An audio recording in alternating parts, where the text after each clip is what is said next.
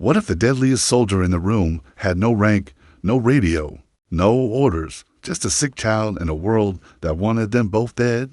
This is the story of a man who died on one battlefield and woke up on another, with nothing but his mind and 12 years of war to keep him alive. His name is Kor, and he opens his eyes to a ceiling he does not recognize. Dark beams above him, the smell of damp straw, something sour hanging in the cold air. His body refuses every command he gives it, arms like lead, fingers that barely twitch when he wills them to move. A candle stub throws yellow light across the room, and slowly the world takes shape around him.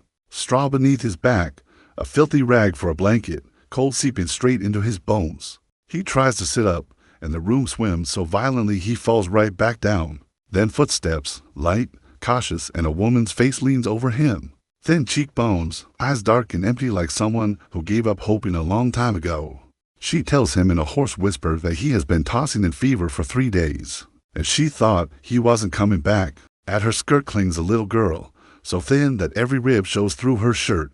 Eyes huge and dry, eyes that have forgotten how to cry. But Kor barely hears any of this, because the last memory playing in his skull is completely different. A helicopter roar, a shout over the radio, then a blast of heat and darkness. He had thrown himself over his team when the shrapnel came through. He remembers the impact, the cold crawling up from his legs, a voice calling his call sign as the sound faded. He died. He knows it. And yet here he is, lying in medieval straw while a stranger and her child stare at him. Then the memory hits like a punch, not his memory, someone else's, flooding in all at once. Kor, a hunter, 30 years old, the village of Ashmore, wife Mara, daughter Ren, 6 years old. He went into the woods 4 days ago and came back half dead, a laceration in his side, carried by 2 neighbors. The body's memory delivers fragments, trails, the scent of pine and rot, shadows between the trees, something roaring in the dark. Dalton Reyes processes this exactly the way he was trained, without panic, without delay. 12 years as a special forces operator taught him to wake up in unfamiliar places and make do with what he had. Different body, different world, same mission, survive. The Middle Ages, by all indications, an axe and a knife on the wall, no electricity, no running water, no way to call for help. He looks at Mara, her cheekbones jut out, collarbones visible beneath her shirt. He looks at Ren, standing motionless by her mother's skirt, saving every movement the way only starving children do. Dalton had seen children like this in 3 different countries. Every time the sight hit harder than a bullet. He forces himself upright, the wound in his side burning as the world sways around him. He asks for water, clay mug, murky, taste of earth, and drinks it down without complaint. He has had worse. When he asks if there is food, Mara looks away, and that silence is the only answer he needs. He looks around the single room, a hearth, a pot, a shelf with a couple of bowls, nothing else. Then he sees it.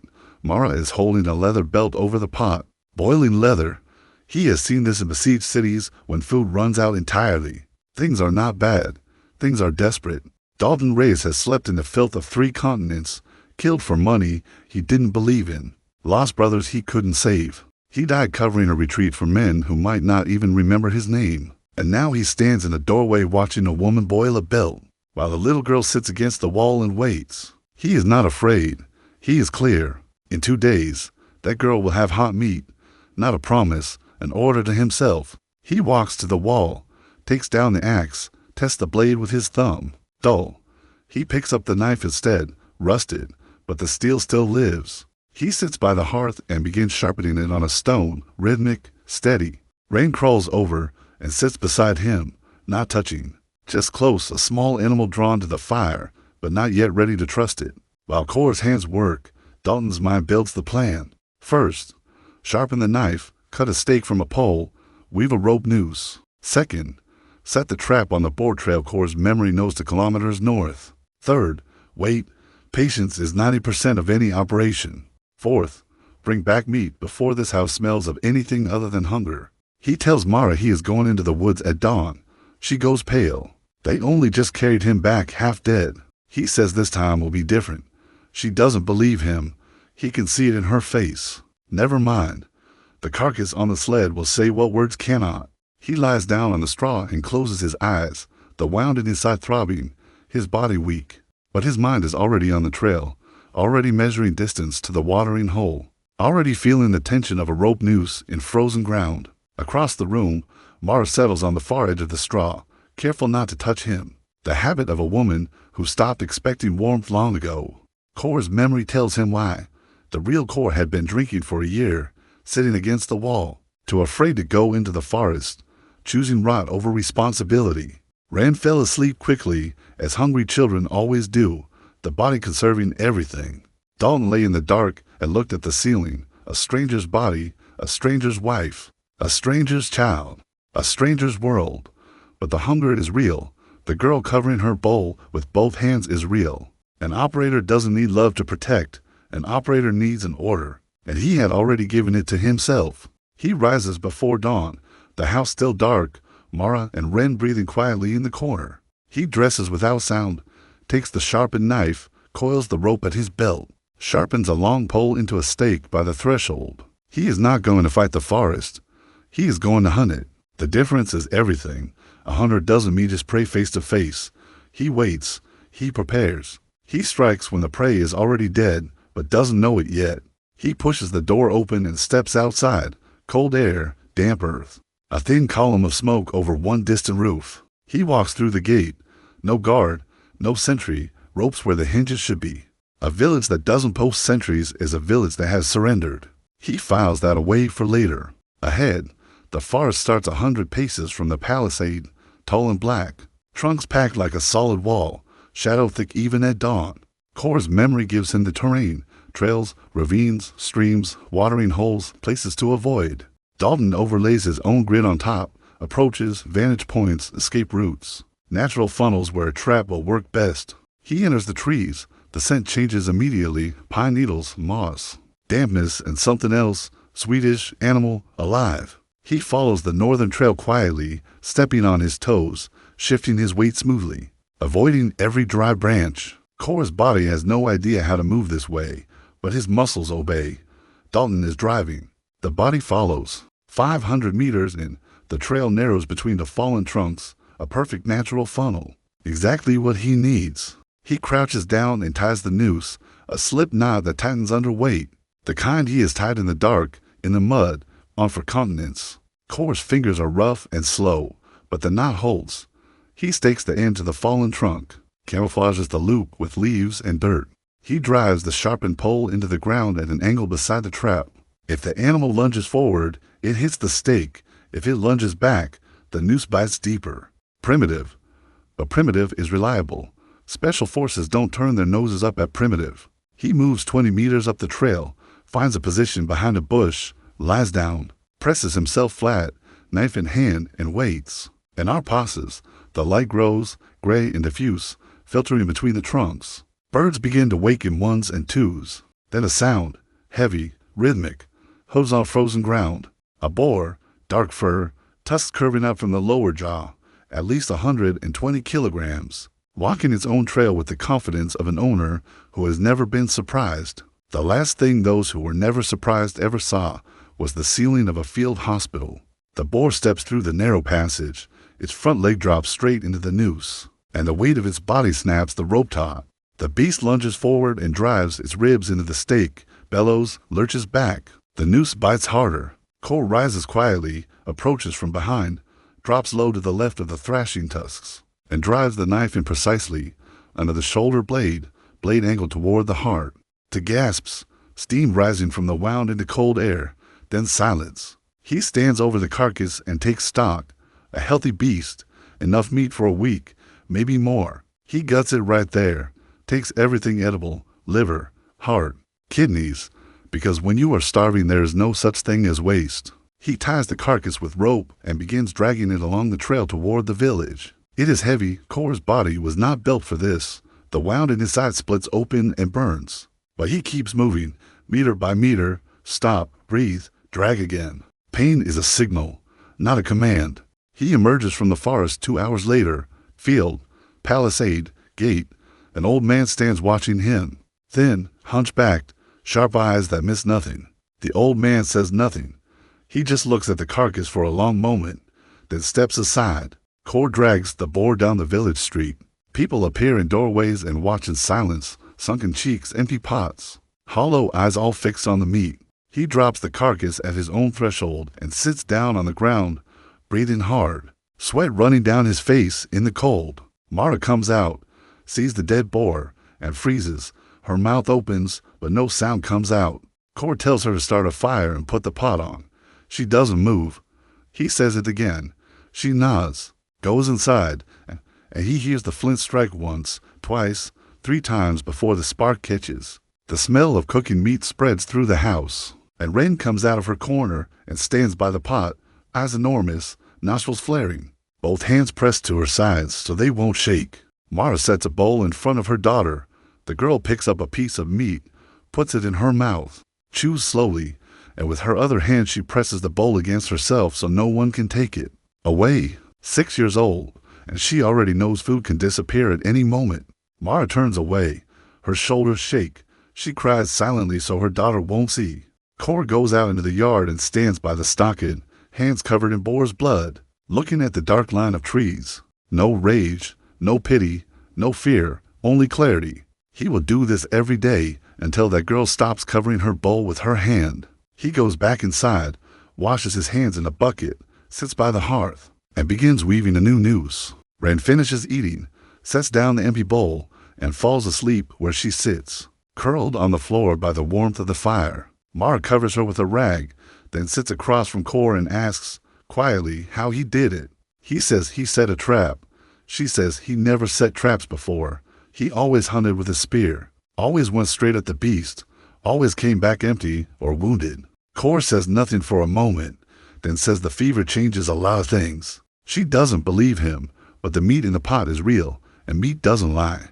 That evening he lays out the next phase, 10 traps tomorrow on different trails. A smokehouse within a week, a stockpile within a month. He tells her this the way he would deliver a briefing, quiet, calm, specific, no drama. She listens, and something comes into her eyes that isn't tears, something he doesn't bother to name, because he has a noose to finish. For 5 days Core works before dawn every morning, returning by noon. By day 3 he has 12 snares on 6 trails, to by the stream, 3 on the northern trail to the watering hole, for at the animal crossings between ravines, 3 near the berry thickets that haven't yet frozen. Wild boars are his main prize, heavy and fat before winter.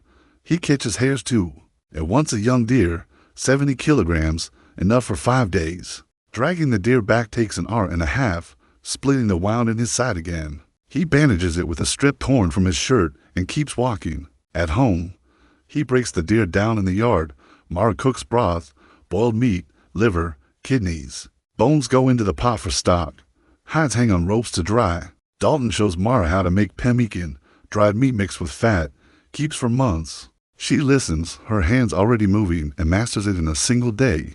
By the 5th day, strips of dried meat and smoke cuts hang from ropes under the ceiling, and a makeshift smokehouse of stones and clay stands against the back wall. Ren sits by the smokehouse for hours just breathing in the smell, as if she is storing it somewhere deep and safe. On the 6th day the old man appears at Core's door, quietly, without warning. This is Header, the one who watched from the gate on the first morning. He sits down beside Core, without a word, and watches him sharpen a new stake for a full minute. Then he speaks. He says he has known every hunter in Ashmore for 50 years, and Core went into the woods a half-dead drunkard and came back a different man. Core says the fever changes people. Header looks at him for a long time and says that fever doesn't teach traps. No one in these parts has ever seen. Core says nothing. Header doesn't press it. Instead, he mentions two boys, Garrick, 19, and Tobin, 17, both fatherless, both strong, both with nothing to do but wait for death. If Core can really do what he's shown this past week, the boys are worth training. Core considers it, to bodies, young, untrained, but healthy and fierce, the foundation of a squad. In the special forces, he turned country boys into soldiers in 3 months. Here the task is simpler, not soldiers, hunters. Ambush tactics, traps, silence, patience. He tells Header to send them at dawn. The next morning, Garrick and Tobin stand at the door. Garrick is taller, broad-shouldered, dark hair, hands built for hard work. Tobin is younger, thinner, quick, restless. Both look at Core with suspicion. They knew the old Core, drunk, useless. Now someone else stands before them, and they feel it even if they can't explain it. Core doesn't make speeches. He says, "Follow me," and walks into the forest. First lesson, walk quietly. Garrick plows through the undergrowth like a bull, every step a crack, every movement a crash. Tobin is slightly better, but still noisy. Core stops them, demonstrates, toe first, wait smooth, eyes ahead for moss and grass, avoid the dry branches. He makes them walk the 100 meters along the trail 10 times in a row. By the 5th pass, Tobin is starting to understand. By the 10th, Garrick has stopped snapping every other branch. Progress, slow but real. Second lesson, observation.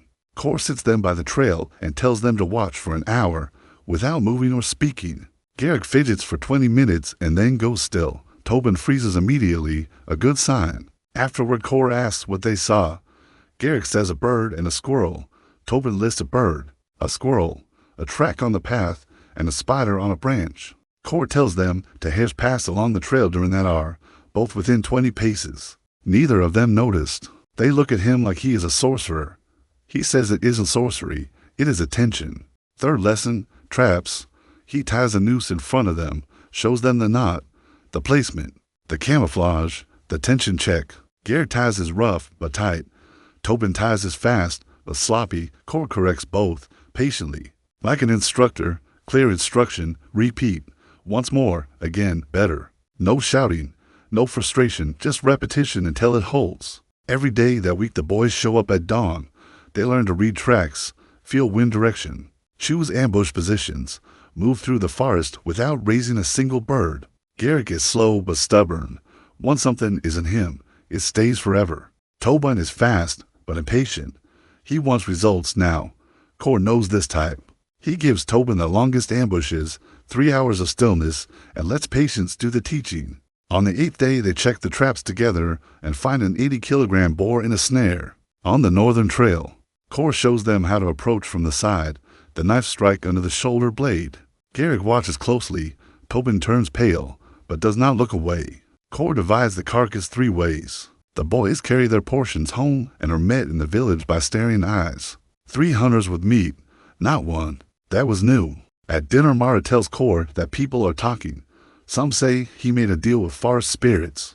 Others say he is a sorcerer. Still others are simply jealous. Core listens and identifies the problem immediately. A well-fed man beside a starving one is a target. Amy kills more quietly than a forest beast, but just as surely. He needs to feed the village, not out of kindness, out of strategy.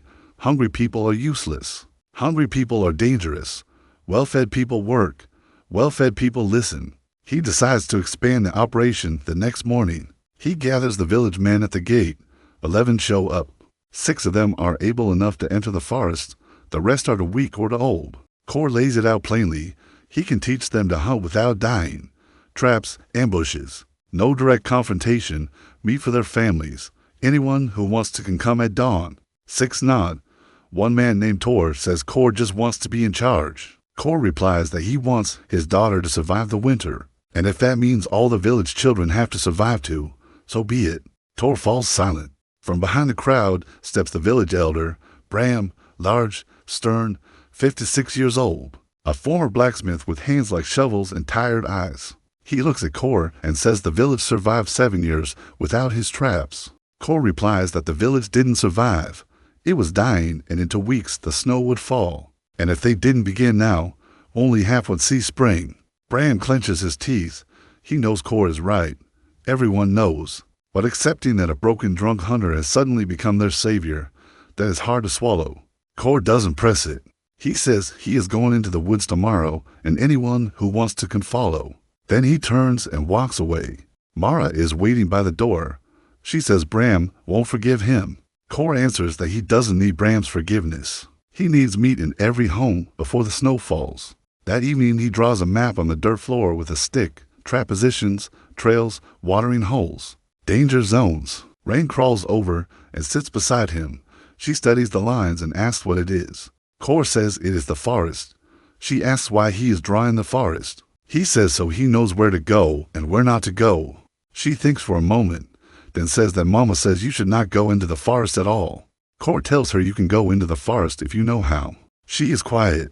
Then she says she wants him to teach her too. He looks at his daughter, 6 years old, skinny, eyes serious as an adult's. He says when she is older, he will teach her. She nods the way a soldier accepts orders. From the hearth, Mara watches them. Cor catches her gaze. Something warm in it that wasn't there before. He looks away and returns to the map. The operator doesn't know how to handle warmth. The operator knows how to handle maps. Snow falls on the 10th day. Cor wakes to silence. No birds, no rustling. He steps outside to find a thin white layer across everything. The first snow. He already has 26 snares on 14 trails, and 6 village men had set 10 more the day before. Rough, clumsy, but functional. First snow changes the equation. Animal tracks in white ground read like a printed page. That is the advantage. But his own tracks are visible now too, and the animals are shifting their routes. The whole net needs reconfiguring. He heads out with Garrick and Tobin, 3 hunters in black and white forest, and begins checking. The first trap on the southern trail is empty, but beside it is something else. A paw print, for toes, long claws pressed deep into the snow, heavy. Cor crouches and reads it. Not a boar, not a deer, a night stalker. Cor's memory knows that name, the creatures that come out on the full moon. But the full moon is still 8 days away, and this track is fresh. He looks at Garrick, who has already seen the print and gone pale. Tobin looks from the tracks to the surrounding trees, his hand tightening on his knife. Good. Fear is the right response. The only danger is when there is none. Cor makes the call. They do not follow that track. Not 3 men with knives. Not now. He is here for meat, not heroics. They circle south and work the northern trails instead. 3 traps fired, 2 hares and a boar. A solid morning. On the way back, Cor detours to the western edge of the forest, where the trees grow sparse and light filters more strongly. An enormous oak stands in a clearing, trunk 3-arm widths around. The ground beneath heavily trampled. Header comes here. Cor files the location. They return by noon, divide the meat, and a third goes to the communal pot Mara cooks for those who cannot feed themselves. For orphan children and old Nella, who can barely walk. Cor had noticed those children on his first day, skinny shadows against the wall, empty eyes. The same look Ren used to have. He started bringing them food on the 3rd day and hasn't stopped. Mara adds to the pot without a word. After lunch, Cor visits Header. He sits down and asks straight out, "What are the creatures? Where do they come from? How many?" The old man looks at him for a long moment, then begins. "The forest wasn't always like this. 30 years ago it was dangerous, but ordinary. Wolves, bears, boars, hunters who went in and came back. Then 7 years ago something changed. The beasts became larger, more aggressive. Wrong? Too many teeth, claws along, eyes that glowed in the dark. They started coming to the village, first alone, then in groups, always on the full moon. 3 convoys of the royal guard went in.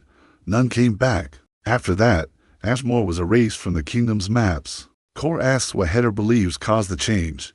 The old man is silent for a long time, then says one word, "Skinny." Cor asks what that is. Header says it is a legend, or maybe not. Old hunters used to speak of a place deep in the forest where no animal goes, a dead zone, no birds, no insects, a stench of rot from nothing visible. Something lives there, something ancient that was in the forest long before the village. It slept. 7 years ago, it woke up, and the forest went mad. Cor listens and filters. Legends are intelligence mixed with noise. The task is to separate fact from fear. Fact: 7 years ago the fauna changed. Fact: the source is in the forest depths. Fact: there is a specific area even the mutated beasts avoid. Conclusion: the problem is localized, not a curse on an entire forest. Something specific in a specific place. Something specific can be found. Something found can be killed. Not now. First winter, first food, first defense. Cor thanks Header, and on his way home stops at the palisade. He examines it with the eye of a man who has assessed defensive perimeters across for continents. Rotten logs at the base, gaps everywhere, warped sections. This is not a wall. It is an illusion of a wall. Any creature larger than a dog will push through. He begins to calculate. Village perimeter approximately 400 meters. A third of the palisade is critically deteriorated. Needs reinforcement. Needs a moat, even a shallow one, a meter and a half. Enough to slow a charging creature by a single second. Needs signal tripwires, Rope across the approach, bundles of dry branches tied on, stones and rags. A creature snags the rope, the branches crack, the village wakes. He stands by the wall and watches a complete defensive plan unfold in his mind. 3 layers. Echeloned, the way it was supposed to be done. First layer, the ditch and the signal trip wires. Second, the reinforced palisade. Third, archer positions behind the wall. Garrick used to shoot with his father as a child. That is the foundation. Everything can be built on a foundation. He comes home. Mara is feeding Ren. The girl eats slowly, but no longer covers the bowl with her hand. Progress, small, enormous.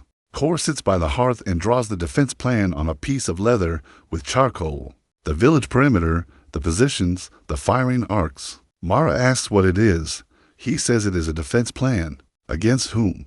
Against whatever comes out of the forest in 8 days on the full moon. Mara freezes. Every resident of Ashmore knows what those 2 words mean.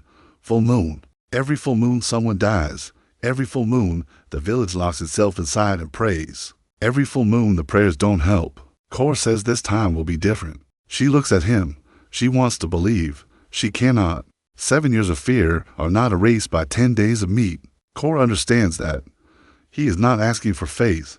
He is asking for 8 days. The next morning he gathers Garrick, Tobin, and the 6 new hunters, 8 men. He outlines the situation. Full moon in a week. The creatures will come. They always do. The difference is that this time the village will be ready. He describes the plan. Moat, trip wires, reinforced walls, archer positions. The men listen with wide eyes. They are used to hiding, not fighting. Kor says hiding doesn't work anymore. Every full moon people die, so hiding doesn't protect them. He proposes something else. Prepare the terrain. Slow the creatures. Meet them on the wall behind a moat and traps. Garrett nods first, then Tobin, then the rest. Not all of them with conviction, but all of them. Work begins the same day. Everyone digs, men, women, teenagers. The frozen ground fights back hard. Kor shows them how to use wedges, how to loosen the soil, how to throw the dirt toward the village to build a rampart. Garrett works in silence, stubborn, steady, doing the labor of 2 men. Tobin moves between groups and helps wherever the pace is flagging. By the end of the first day, they have 30 meters of moat, knee-deep. Not much, but it is a start. At the same time, Kor strings tripwires, rope between stakes 20 meters from the ditch. Bundles of dry branches and stone-filled rags knotted to it every 3 meters. Bram arrives on the second day of work and stands watching the people chip away at the frozen earth. He walks up to Kor and says he is leading the village to its doom. The creatures will sense the trench and return angrier, and you must not anger the forest. Kor looks at him and asks how many people have died over the course of 7 full moons. Bram doesn't answer. Kor says 23. Kor's memory holds every name, men, women, and children over 7 years. He asks Bram if the strategy of hiding and praying has worked. Bram is silent. Kor says if Bram doesn't want to dig, he doesn't have to, but he shouldn't get in the way of those who want to live. Bram leaves, heavy, angry, but silent. That evening Kor sits at home and looks at his hands, calloused, scraped, dirty. Kor's hands, a body he didn't choose, a life he didn't ask for, a family that wasn't his, or maybe it already was. He doesn't know. Dalton Reyes died protecting strangers on orders from strangers. Kor lives protecting his own people by his own choice. The difference is enormous. Mara looks up from her sewing and says he has changed. Kor asks how. She says before. He used to sit in the evenings, drink, stay silent, not look her in the eye. Now he sits and thinks and makes plans and looks as if he sees something others cannot. Kor says it was the fever. Mara shakes her head. She says something happened to him in those 3 days of delirium. Something went out of him and something came in. She is right. The broken drunk went out. The operator came in. But this is impossible to explain. Mara doesn't push. She goes back to her sewing. Then she says quietly that whatever the reason, she is glad he came back this way. Kor hears her. He doesn't answer. He picks up the leather map and keeps marking archer positions. 6 days until the full moon. The moat grows slowly, frozen earth fighting every meter. Kor divides the men into shifts. Morning shift on the trench, evening shift on the palisade. Rotten logs are replaced with fresh ones cut at the forest edge. No one going deeper than 100 meters. Not now. Garrick fells trees with the axe like a machine, trunks dropping one after another. Tobin trims and sharpens the tops, and for days they replace 12 sections of wall and close the largest gaps. The palisade begins to look like something that might actually stop something. By the fourth day, the moat stretches 120 meters, half a meter deep, a meter wide. Not a fortification, a delay. The creature hits the moat, stumbles, loses a second. That second is enough for an archer. Core plants sharpened stakes at the bottom. Iron tip would be better, but wood will do. A stake through the paw won't kill, but a wounded beast is slower. A slow beast is a dead beast. On the fifth day, Core works on the archers. 7 bows in the village, 3 functional. For falling apart, he selects the 3 best, retightens the strings, sharpens every arrowhead. 12 usable arrows. Not enough. He fashions 20 more from straight branches. Tips charred and sharpened with a knife against a human at range. Useless against a creature at 20 paces, enough to slow it. He tests Garrick first. 5 arrows, sack of straw at 30 paces, for hits out of 5. At 20 paces, 5 out of 5. Not a sniper, serviceable. Tobin, 3 out of 5 at 20 paces, possible. Core does the math in his head. For archers, 12 standard arrows, 20 homemade ones, a 400-meter perimeter. He doesn't like the result. Tight, very tight. But there is no choice. On the 6th day, Core enters the forest alone, before dark. Following the tracks of the creature he spotted for days earlier. The old prints are snow-covered, but he finds new ones, the same paw. The same for toes and long claws, this time on his own southern trail. The creature had walked past his traps, not through them, bypassed them deliberately. Core crouches and thinks a beast that bypasses traps is not a beast. It sees, it understands, it plans. He follows the trail southeast. After half a kilometer, the path ends at windfall, fallen trunks, dense undergrowth, dark. The smell grows stronger, animal and sour. The forest goes completely silent. No birds, no rustling, no wind. Dead silence, the worst kind of sign, when the forest hides from something. The something is nearby. Core does not go further. Reconnaissance without preparation is suicide. He turns and walks back at a steady pace, breathing controlled. A crack behind him. He doesn't look back, doesn't run. A predator chases the one who runs. Another crack, closer. He keeps his pace, 200 meters, 300. The sounds fade behind him. He comes out onto a familiar path, walks another kilometer, and steps into the open field. He turns. Wall of trees. Nothing visible between the trunks, but something was there, watching him, and it decided not to attack. That is worse than an attack. A beast that attacks is predictable. A beast that watches and waits is truly dangerous. He goes to Header and tells him everything. Header listens and says that before every full moon they come out early, scouts, checking for weak spots. The villagers call them night wanderers, the size of a large wolf, but bipedal, long front claws. Fast, smart, they hunt in packs. On a full moon, 5 or 6 come, sometimes more. Core asked if anything larger has ever appeared. Header says 3 years ago, one came alone, huge, tore down a section of palisade, dragged off to people, nothing like it since. Core makes his mental notes. Night wanderers, pack of 5 to 6, bipedal, claws, intelligent pack tactics, and something bigger, rare, but possible. 2 days until the full moon. The moat covers 150 meters along the southern face, the direction they always approach from. Core concentrates everything there. Deepest moat, strongest palisade section. For archer positions on the wall with 10 meters between each. Garrick at the center, best archer in the center. Tobin on the right. 2 men on the flanks. Core himself at the gate with a spear, a pole with a knife lashed to the end by leather strap. Rough, but it holds. He runs a night drill the evening before, moving in darkness because that is when the beasts come. He walks the perimeter, checks each position, adjusts the angles. Garrick stands on the wall and stares into the dark with the face of someone who is not going to run. This guy won't run. Core is sure of it.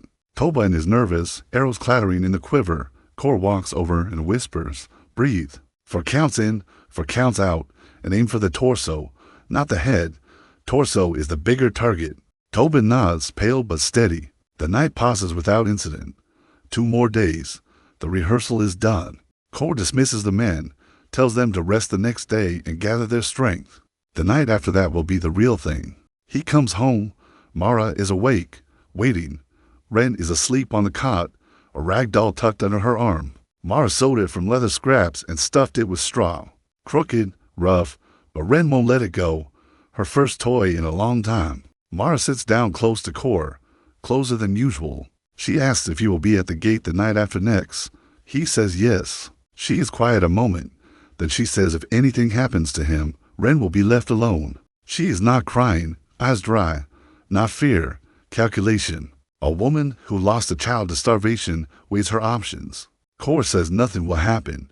She asks how he knows. He says because he has a plan and people and a moat and archers and traps, and because he is not going to die before Ren grows up and learns to defend herself. Mara looks at him for a long time. Then she leans in and kisses him. The first time since he woke up, her lips dry and chapped and warm, brief. She pulls back, walks to the cot, lies down beside Ren. Kor sits by the hearth, the fingers pressed to his lips. Dalton Reyes, 34 years old, 12 years of war, for continents, died and was resurrected in a stranger's body. Kills boars and digs trenches and teaches boys to shoot with crooked bows. Has a wife who just kissed him and a daughter who sleeps with a rag doll. And into nights, monsters will come to his door. He picks up his spear and checks the knife's attachment, sharpening the blade in steady, rhythmic strokes. In 2 days he will find out whether everything he built is worth anything at all. The day before the full moon, Kor walks every meter of the perimeter, every section of moat, every tripwire, every stake, every log. He adjusts, tightens, replaces slackened rope, adds to rows of tripwires at the southeast corner where the approach from the forest is closest. At each firing position, he lays out arrows, 5 standard, 7 homemade, reserve, and drives an unlit torch into the ground beside each one. Fire doesn't frighten the creatures, but light carries farther than an arrow in the dark. Evening, the sun sets, the sky clears and fills with stars, and there is the moon, full, white, enormous over the forest. Beautiful, deadly. Something in that darkness is rising now and heading this way. Kor climbs down from the wall and walks past his fighters one last time. Garrick in position, bow in hand, face like carved stone. He has what it takes. Tobin pale, but in position, hands not shaking. He has it too. 2 men on the flanks, frightened but holding ground. For torches burn on the wall, light falling on snow in front of the moat. Visibility 30 meters. Beyond that, the dark forest and whatever is coming through it. Kor stands at the gate, spear in both hands, axe driven into a log beside him as a backup weapon. Behind him, 80 souls, children, elders, women, Mara and Ren. He hears a child crying softly somewhere in the village. Another child, not Ren. Ren doesn't cry anymore. 2 hours pass in silence and cold. Kor stands motionless, breathing measured, listening. A wind from the south brings him pine needles, snow, and then that other thing, musk acid. The scent. They're coming. Kor whistles softly. The archers take their positions. Garrick draws his bowstring. Silence. The tripwire snaps. Crack of dry branches in darkness. Stones clattering. South sector. 20 meters from the ditch. Kor doesn't move. He waits. Another crack. Left. A second tripwire. They are moving into groups. Circling. Probing for a way through. Then he sees the eyes, 2 yellow lights beyond the reach of the torches, low and moving. The creature crouching as it advances. Another pair, and another, for pairs of eyes step into the torchlight, and Kor sees them clearly for the first time. Heder had not exaggerated. The size of a large wolf, but completely wrong. Hind legs long and powerful. Front claws like sickles, muzzle elongated, far too many teeth, fur dark and spotted. And in those yellow eyes, intelligence, not animal instinct, intelligence. One creature walks along the ditch's edge looking for the end, looking for a way around, smart. The other 3 stand and study the wall and the people on it. Garrick shouts a single word, central, and fires. The arrow strikes the lead creature in the shoulder. It shrieks, sharp and high, not any sound an animal should make, and lunges forward, launching itself over the entire width of the ditch in one powerful leap. It slams into the palisade, claws digging into the wood, and climbs fast. Tobin fires straight down from 3 meters. The arrow goes into its back. The creature shrieks and falls into the moat, onto the stakes. Kor drives his spear down from above into its neck. It goes still. 1. The second and third burst from both sides simultaneously, right flank and center. The flank archer fires, misses, fires again, catches a paw. The creature doesn't slow.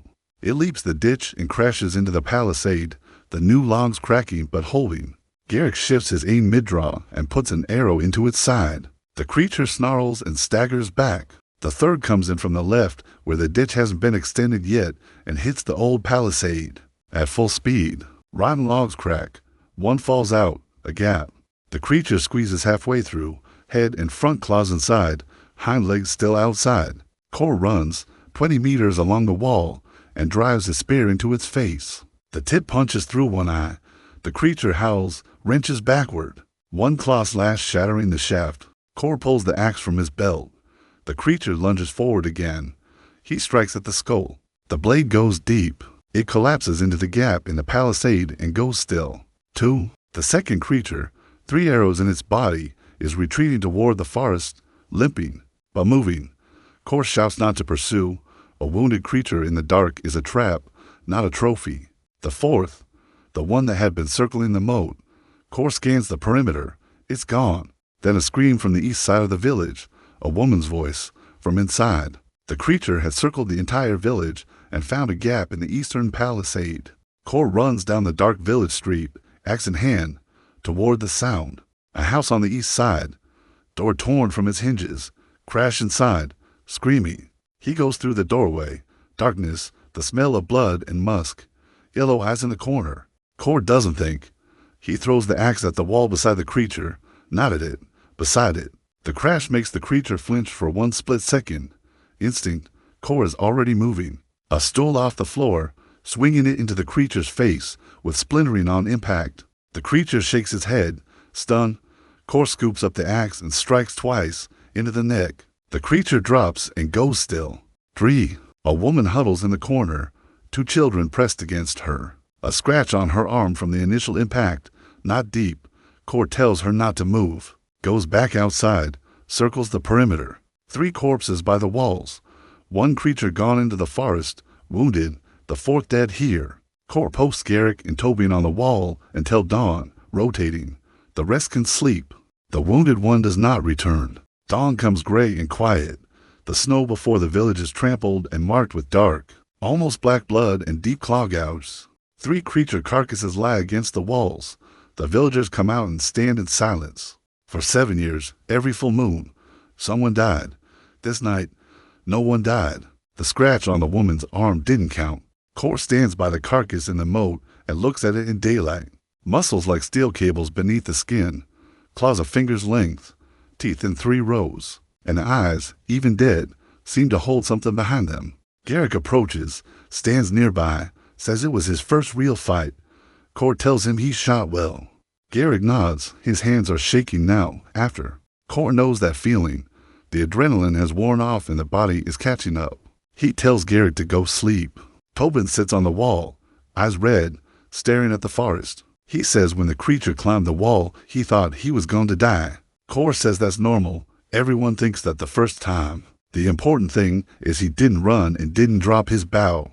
Tobin asks if it gets easier. Kor says no, but it gets more familiar. Tobin nods and goes to sleep. Kor remains alone on the wall. He looks at the village below. People stand by their houses and look at the creature corpses. Something new is in their eyes. Not joy, not relief. Surprise. The surprise of people who cannot quite believe that not dying every full moon is possible. That fighting back is possible. That winning is possible. Bram stands in his doorway and watches. His face is unreadable. Kor doesn't approach him. The result speaks for itself. Kor climbs down and walks home. Mara is in the doorway. Ren peeks from behind her leg. Eyes enormous. She heard the creature screams through the night. Kor crouches in front of his daughter, looks into her eyes, says it is all over. She doesn't have to be afraid. Ren reaches out and touches his cheek, creature blood, dark and dried. She doesn't pull her hand away. She touches it, then takes her hand back. Then she says she wants something to eat. Kor picks her up. Light for a 6-year-old, but warm and alive. He carries her inside. The morning after the full moon, Kor gives no one time to linger on the victory. He gathers the men at the gate and says the work isn't finished. The eastern side is still open. If there had been 8 instead of 4, the village would not have held. 6 men go out to dig that same day. No arguments, no persuasion needed. Last night they watched Kor fight creatures that everyone had considered invincible. For 7 years, they listened to him differently now, not as a drunk hunter, but as a commander. Bran doesn't go out to dig, but he doesn't get in the way either. He stands by his house and watches. His face is heavy. He has lost his battle with reality, and he knows it. Kor turns to the creatures' carcasses. The meat is inedible, reeking of musk and rot, but the hides are thick and tough, the claws are razor sharp, the teeth harder than steel. He skins all 3, lays the hides out to dry, pulls out the claws and sets them aside. Claw-tipped arrowheads. He tests one. The arrow sinks 3 fingers deep into a palisade log from where a standard arrow goes 1 finger deep. The difference between a scratch and a wound, between a wounded creature and a dead one. Tobin brings news. 2 men who previously refused to train have come asking when the next lesson is. Kor says tomorrow at dawn. The village is changing, slowly, but it is changing. Fear is beginning to give way to something else. Not bravery, not yet, but readiness. Readiness to try not to die. That is enough to build on. For the next 2 weeks, Kor works without stopping. The moat closes around the full village perimeter on the 20th day. 400 meters of ditch, waist deep at the deepest points, sharpened hardwood stakes driven into the bottom every meter, tripwires into rows in front of the moat all the way around. The palisade completely renewed. Not a single rotten log remaining. A new gate, wooden hinges but sturdy, a solid log bolt. 8 firing positions now for on the south wall, to each on east and west. The north side is covered by a natural ravine where Kor keeps minimal presence. 12 hunters, 6 new ones learn faster than Kor expected. Because hunger and fear are excellent motivators. Kor divides them into 3 hunting parties, each working its own far sector. All meat goes to the communal pot. Kor insists on this while the village still has hungry mouths. No private stockpiles. Divided equally. The men grumble, but obey. Meat from a shared pot changes village politics faster than any speech. People who eat together fight for the pot, not against each other. Mara takes charge of the food processing. She organizes the women, 4 of them helping her smoke and dry the meat, tan hides, boil bones for broth and glue, render fat for candles and grease. Kor shows her pemmican. She masters it in a day and teaches the rest. By the end of the 2nd week, Kor's pantry has strips of dried meat, smoke cuts, pots of rendered fat, a real stockpile. One evening Mara goes into the pantry and stops. Kor hears her go quiet. She stands there a long time. Then she whispers, "They have food. Right now they have food for the winter." Kor follows her in. She is sitting on the floor, back against the wall, hands on her knees, crying. Not the quiet, hidden tears of the first day, openly, loudly. A year ago she lost her son, her youngest, 2 years old. His name was Fen. The memory surfaces from the body like a blow, a small body wrapped in rags. Mara on her knees by the threshold. Kor, the old Kor, standing nearby with a bottle. Drunk, useless, while his son died. Dalton stands in the pantry and watches a woman crying because she is seeing food. For the first time in a year, because another child will not die. The operator has been used to other people's loss his whole career. Blood, corpses. Grief that can't wait for you to process it because the mission won't pause. But there is no mission here. There is only a woman who lost a child. And Kor does not know what to do. He sits down beside her, on the cold floor. He puts his hand on her shoulder, says nothing. She cries for a long time. He stays. Then she quiets, wipes her face, looks at him. She says Fen died because Kor could not bring food. She is not blaming him. She is stating a fact. Then she says Ren will live because now he can. She asks what happened to him. What changed? Kor gives her the only honest answer he has. He died back then while hunting. Died and came back. And what came back decided no more children in this house would die of hunger. She looks at him. She doesn't understand. Or perhaps she understands it in her own way.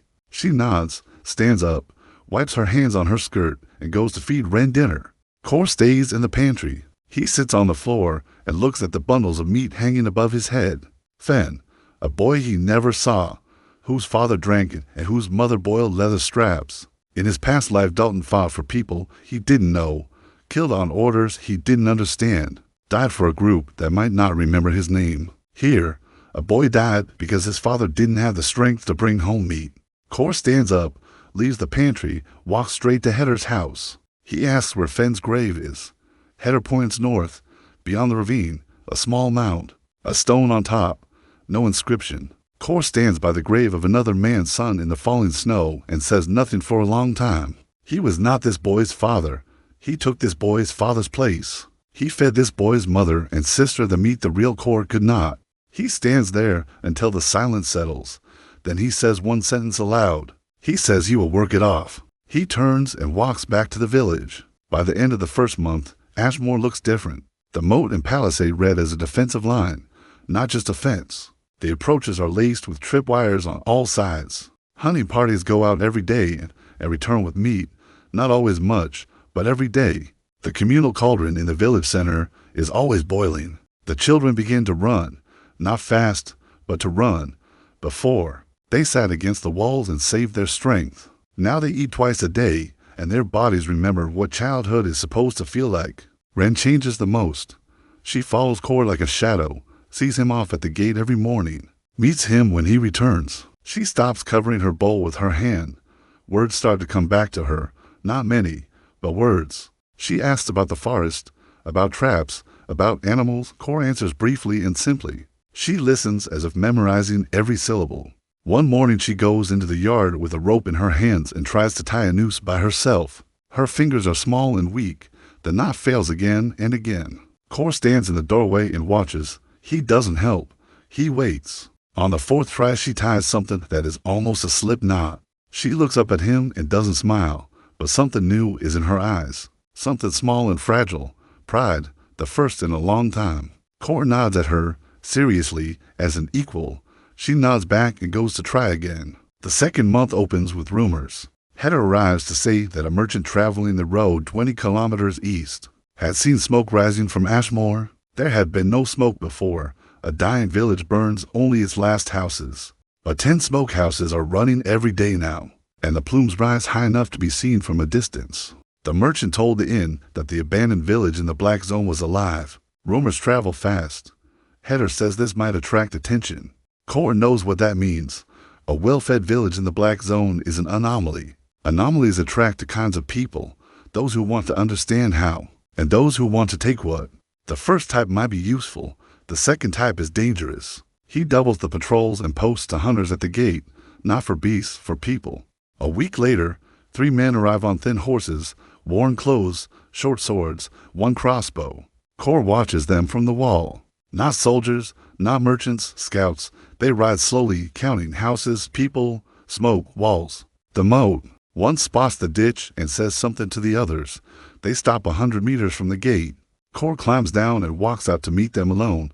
No visible weapons. A knife hidden behind his back. The man who dismounts is young, about 25. With shifty eyes and a smile that doesn't reach them. Kor has seen this type before. The man says they are travelers looking for lodging. Kor says there is none. The man looks at the smokehouses and asks to buy meat.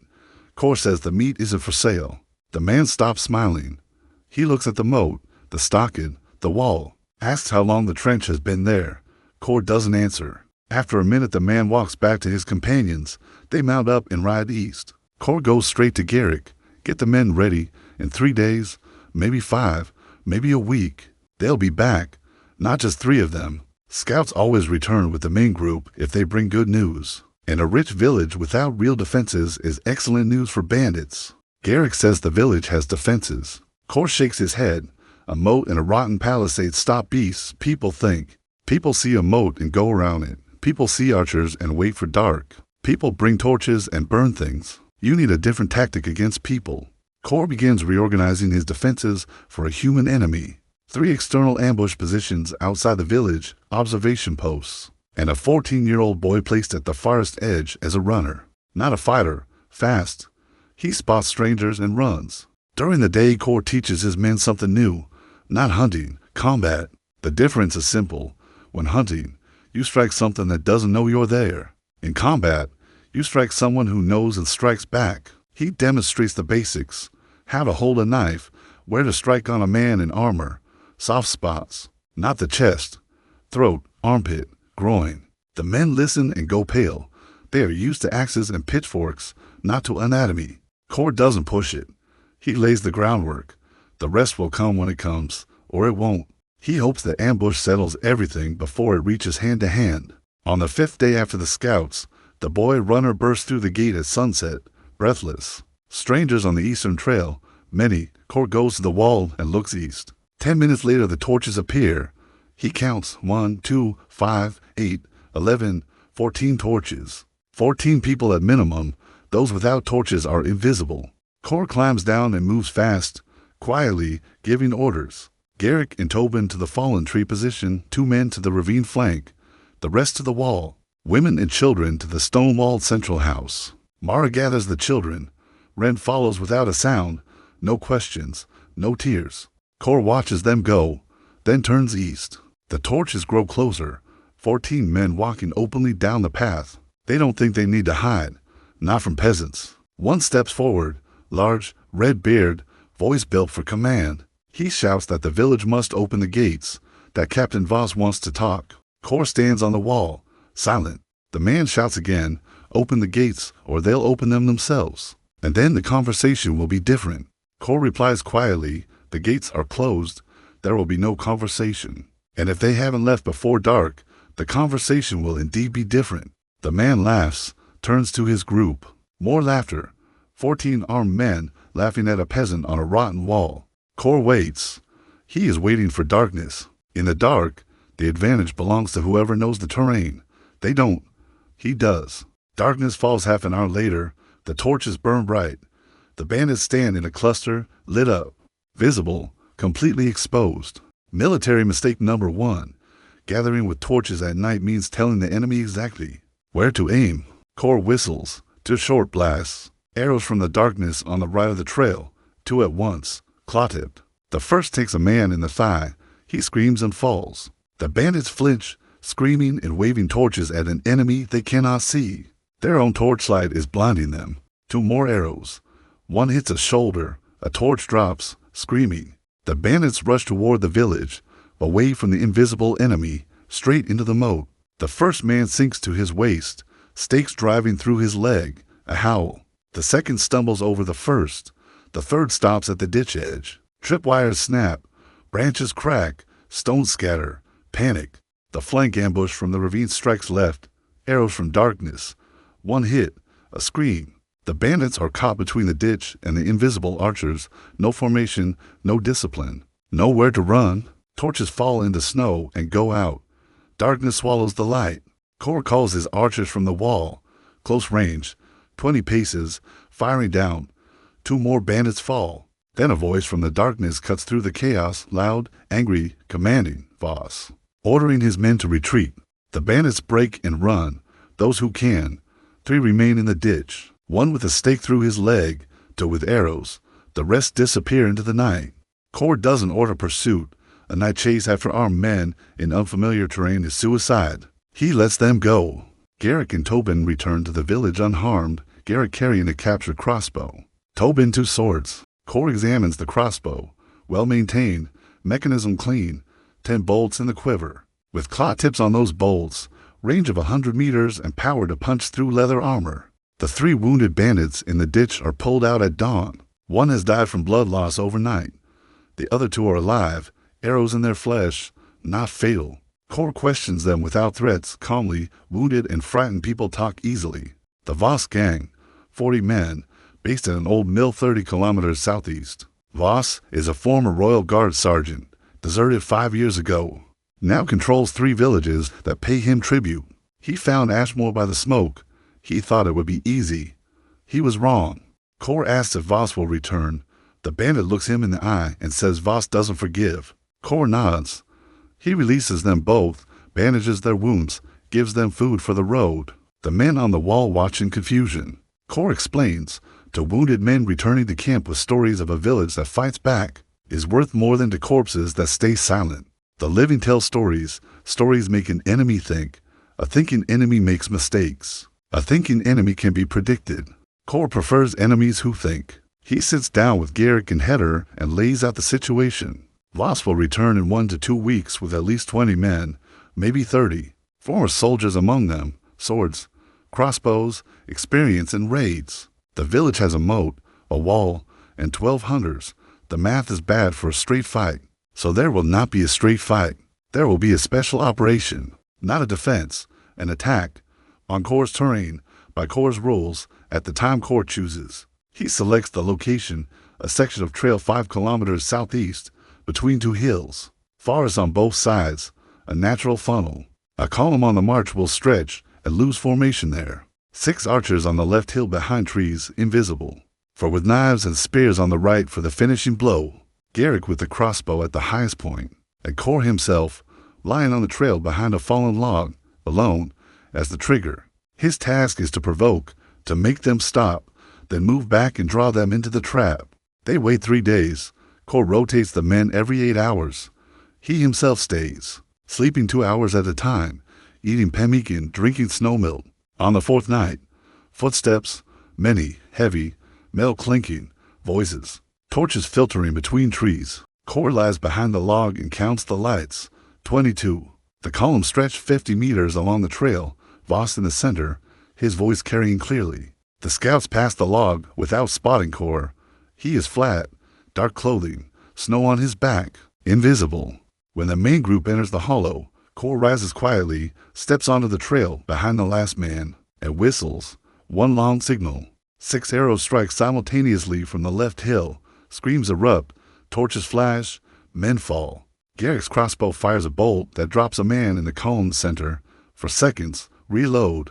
Fire again. The bandits scatter right into the forest, wherever men with spears are waiting. A short, brutal fight in the dark. Voss, experienced and fast, reads the ambush within seconds and orders retreat.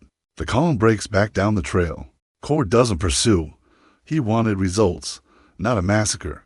Morning. 6 bodies on the trail. 14 survivors who fled, some wounded. Losses no bandit leader can afford to ignore. The village lost 1 man wounded, a deep sword cut to the arm. Kor stitches it closed with a bone needle and sinew thread. The man will live and keep his arm. The spoils for swords, a crossbow, leather breastplates, knives, silver coin, and pouches. For a village that hadn't seen money in 7 years, it is a fortune. Ashmore now has 3 crossbows and 6 swords, better armed than half the militias in the kingdom. Kor does not feel like a victor. 6 bodies on the trail. People, not beasts. Bandits, yes, but people. Dalton killed for 12 years, always with reason, always with mission. Here too. But here the reason has a name. Ren and Mara, and 80 souls behind the stockade. After the ambush on the trail, Voss does not return. Not in a week, not in 2.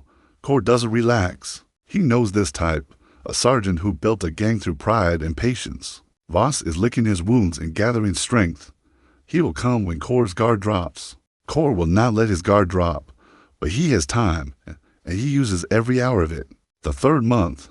Deep winter, snow to the knees, bitter frost. Hunting parties work in 3-man rotations. 40 snares set through the southern and eastern forest. Steady catch. Header leads Kor to a rock outcrop on the western forest edge, where white salt crystals grow on the stone, not pure, but enough for curing meat.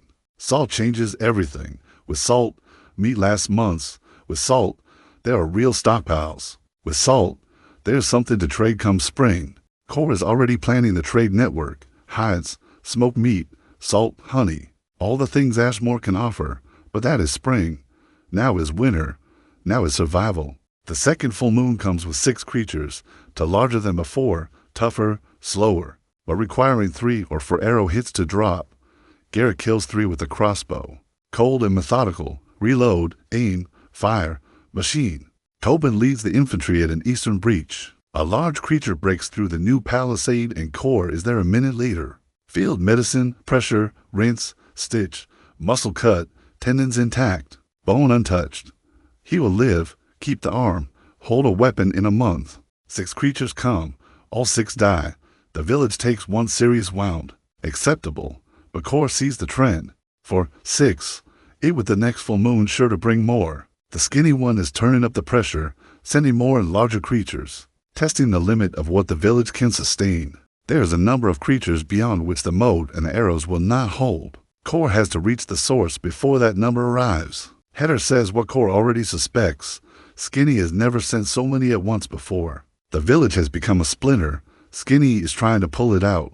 Core replies that the splinter will soon become a knife. Heather looks at him and smiles for the first time. The old man says there is an old legend. Once a generation, the forest calls a defender into the body of one dying at the edge when the village faces its end. Core had died protecting his own. That was why the forest chose the one who gave his life for strangers and gave him something truly worth fighting for, so he would have a reason to win. Core sits by the hearth. Ren sleeps nearby, curled against Mara, a tiny hand around a ragdoll. Mara breathes evenly. To lives, his whole war, his whole purpose. In the spring, Core goes into the deep forest alone, the full planned operation against Skinny.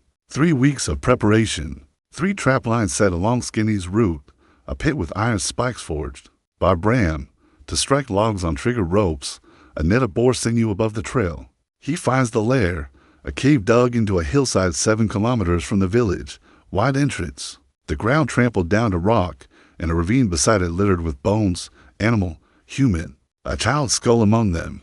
Core chooses the night of the full moon for his strike. On that night the beasts leave the lair toward the village. Skinny is left alone. While Garrick holds the defense at Ashmore, Core walks through the dead forest in darkness. Following the route his feet have memorized over 3 weeks of preparation, he enters the cave with a torch. The passage walls are alive, covered with dark pulsating growths. Skinny's body extended into the rock itself. In the hall beyond, Core sees the creature for the first time and stops. His legs lock. His breathing stops. His eyes take the data. 5 meters long. 6 legs, not 4, each limb ending in needle-clustered claws. The head flat and wide. No visible eyes. Skin between hide and bark, gray, lumped with growths. The cave is not where Skinny lives. The cave is part of Skinny. His roots, his network. His digestive system grown into the rock. The night wanderers in the forest were not a separate species. They were ordinary predators infected by his spores, altered by his presence, tentacles. Hunters bringing prey to a master who had grown too large to hunt himself. Core raises the crossbow and fires the first claw-tipped bolt into the skull at 10 meters. The hall shakes, the walls pulse. A low vibration erupts from the creature that Core feels in his teeth and gut. He reloads in 3 seconds, fires the second bolt into the open maw. The creature tears its body free from the floor, roots snapping with a wet sound. It moves, faster than anything that size has a right to move. Core runs. The creature flows up the passage behind him, 6 legs carrying it like liquid, and Core bursts out of the cave and launches himself up the ravine wall, clawing for handholds while bones crunch under his feet. He clears the rim. Skinny emerges behind him into the moonlight. 5 meters of gray bumpy death. The bolts in its body, black slime trailing from the wounds, alive and coming fast. Core runs the trap line. He clears the net, trips the wire, turns. The sinew envelope net drops from above and wraps the creature. Core fires the 3rd bolt into its side from 10 meters. The 4th bolt into the neck. Skinny tears through the net, threads snapping one by one, and Core runs on to the log strike trap. Skinny follows, steps onto the trigger rope, and both logs swing down simultaneously from either side. A crunch. One leg buckles and drags. Broken. Core fires the 5th bolt into the falling head. The creature rises on 5 legs, slower now, black slime thick on the ground, but still coming, still finding Core in the dark despite having no eyes. Core rounds the pit and stands on the far side, last bolt loaded, spear in his left hand. Skinny steps onto the camouflage covering, holds on the 1st step, gives way on the 2nd. 300 kilograms drop onto 12 iron spikes. The sound is wet and heavy. Crunch and squelch together. The creature thrashes, claws tearing at the walls of the pit, but it cannot rise. Core walks to the edge, looks down, and fires the last bolt into the base of the skull. Skinny convulses once, hard, every centimeter of it, then goes completely still. Silence. Complete. Absolute. The sound of something ancient ending. Core lowers the crossbow. His hands shake. He sits on the ground and breathes for counts in, for counts out. Then he stands, lights his last torch, climbs into the pit, and confirms it. Dead. The growths on its body still pulse faintly. A nervous system that hasn't learned its master is gone. He climbs out and begins the long walk home, through the dead forest, through the living forest, through the dark, through the dawn. Birds are singing when he reaches the familiar trails. More birds, louder, maybe his imagination, maybe not. The field before the village is trampled, arrow shafts in the mud, dark blood in the remaining snow. Garrick held them through a brutal night. Garrick stands on the wall. He sees Kor and exhales. One word, done. Kor nods, done. Garrick reports, 10 creatures, too large for hours of fighting, every arrow and bolt spent. 3 militia wounded, 1 seriously, but everyone alive. Everyone. He adds that in the third hour of the fight, the creatures seemed to lose themselves. Lost coordination, moved uncertainly. One large one simply stopped in the middle of an attack and stood there swaying until they shot her down. Kor listens. The third hour, the same time Skinny died in the pit. The connection severed, and the night wanderers, without a master, became merely beasts again. Large, dangerous, but merely beasts, without the intelligence behind their eyes. Kor treats the wounded, stitches, rinses, applies Header's ointment. The seriously hurt man will live, the scar will remain. Then he goes home. Mara is at the door, Ren beside her. Both look at him, slime-covered, blood-streaked, jacket torn, face scratched by branches, but alive. Mara hugs him without a word, arms tight. Ren grips his leg with both hands. He stands there and lets them hold him. He goes inside, eats broth and boiled meat, the taste of home, and lies down. Sleeps 16 hours. Neither of them wakes him. When he opens his eyes, dawn is breaking. He goes outside and stands in the doorway and listens. The birds are louder, more of them. The forest sounds different. 2 days later, Header comes with a pale face and good news. The border of the dead zone has shifted back half a kilometer. The gray moss is drying and dying. The growths on the trunks are crumbling.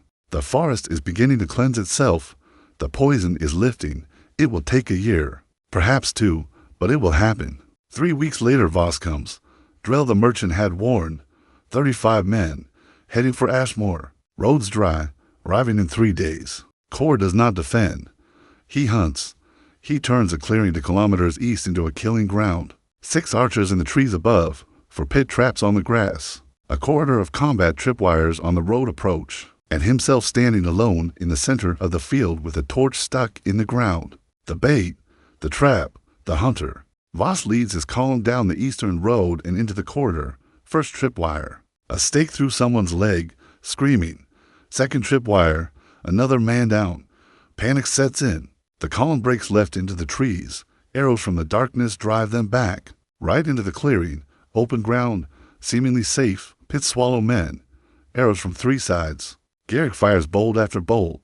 For seconds between each. Cold and exact. Tobin looses 3 arrows a minute from the left flank.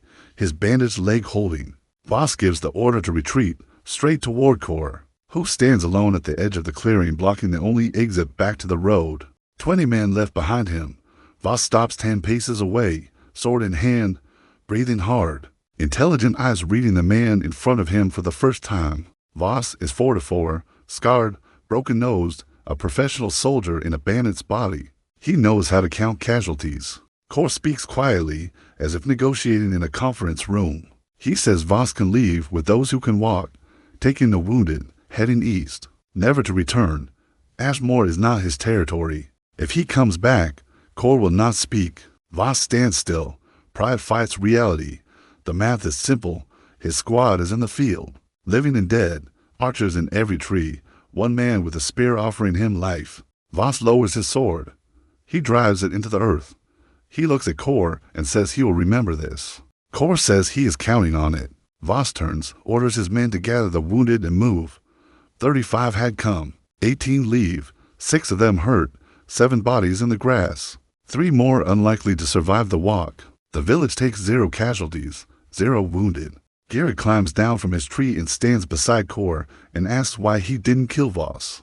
Kor says a dead Voss becomes a martyr that new bandits rally round. A living Voss who lost 3 times to a peasant village is a story that keeps people away.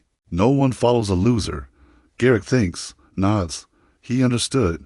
A year passes, then 2, then 3. Kor stands on the wall he built, stone foundation, log top, deep wide moat, a drawbridge at the main gate, and looks down at Ashmore. 120 souls now, up from 80. People came from dying neighboring villages. Following the rumors, Ashmore is the place where they feed you, where the walls hold, where the hunters know how to shoot. The forest is unrecognizable. The dark grove is no longer dark. Trees tall and old, but light filters freely through them.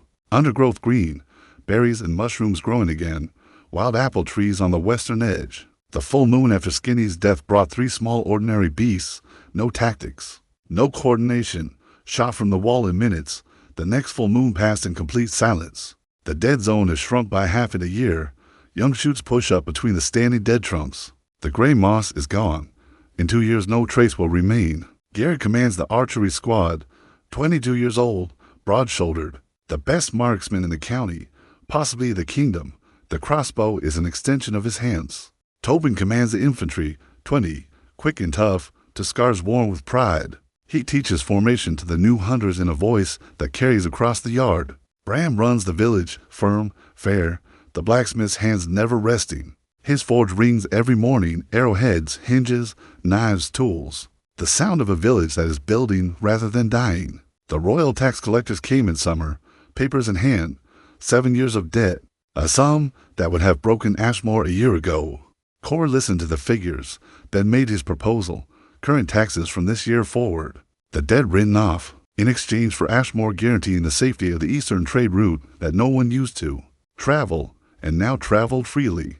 The senior collector looked at the walls, the crossbows, the men who had killed monsters and weren't particularly worried about 2 officials. He agreed, signed the paper. Ashmore returned to the kingdom's maps, officially alive, paying, protected. Mara is 32 now, straight-backed, strong, her own kind of beautiful. She manages the village's provisions and trade with the quiet authority of someone who works harder than anyone and never takes more than her share. She laughed for the first time a month after Skinny died, quiet, hoarse, as if her throat had forgotten how, then more often. Now Core hears her laugh from across the village and something tightens in his chest. She sleeps head on his shoulder every night, hand on his chest. She has never boiled another belt. Ren is 9 now, round cheeks, quick eyes. 6 months of archery lessons and she hits a sack of straw at 20 paces 3 times out of 5. She knows every knot Core knows. She can set a simple snare, read a track, feel the wind direction. She eats her food calmly, without covering the bowl, without flinching at the sound of footsteps. She sleeps soundly, the way children are supposed to sleep. Core stands on the wall in the evening. The sun sets behind the forest and the trees glow gold. The same dark grove that was once a death sentence for anyone who entered, now simply beautiful. Garrick stands beside him on the wall, without speaking, watching the same light. Below, Tobin's voice cuts across the yard as he drills the new hunters into formation. From the smithy, Bram's hammer rings its steady, rhythmic answer. Somewhere in the village children are laughing, among them, loud and clear. Ren's voice, arguing with someone, winning by the sound of it. Mara comes out of the house and looks up at the wall, looks at Core, and raises her hand. A simple wave. The evening routine of a family that is no longer afraid. Core raises his hand in return.